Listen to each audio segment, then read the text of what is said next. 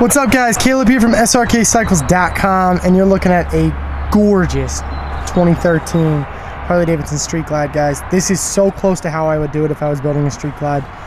This Street Glide's amazing. It's only got like 7,000 miles on it. Let's start with the rear. I'm going to go over all the details of this bike pretty in depth.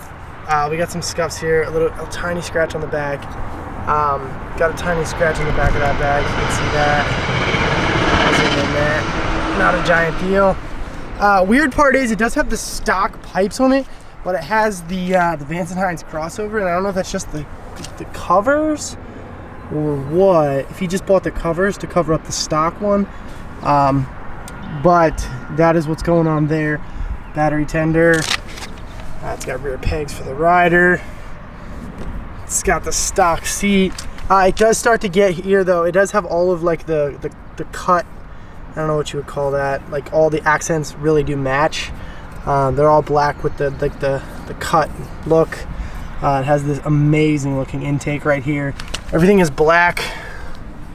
And the engine components. The tank is in immaculate shape. Got a couple tiny little scuffs like you can see right there.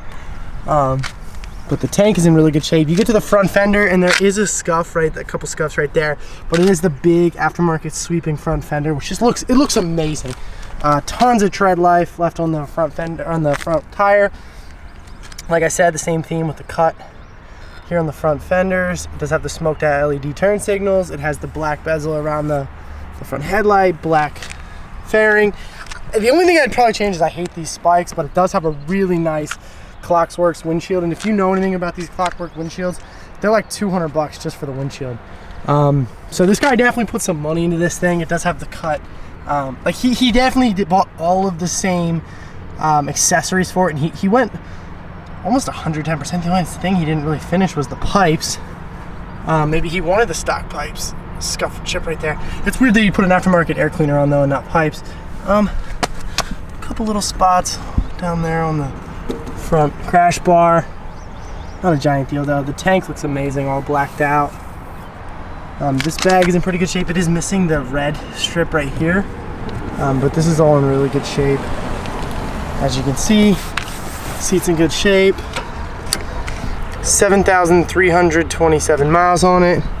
Now this is a 13, so this is pre-Rushmore, which kind of sucks because the Rushmore obviously has the big screen.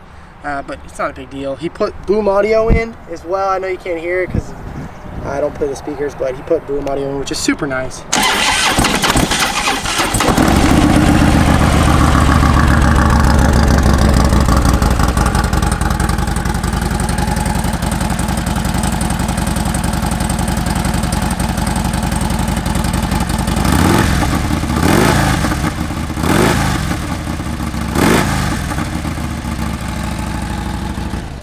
Needs a little bit of a charge. It's been sitting for a little bit. He obviously didn't bring it out since the winter time. It only has 7,000 miles on it, so the guy didn't ride it that much.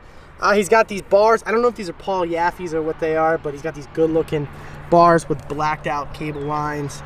He's got aftermarket grips on it from Harley-Davidson. I mean, the bike looks really good. If I was building one myself, this is so close to how I do it, minus some of the little spikes, and I probably would have gone full out with the pipes.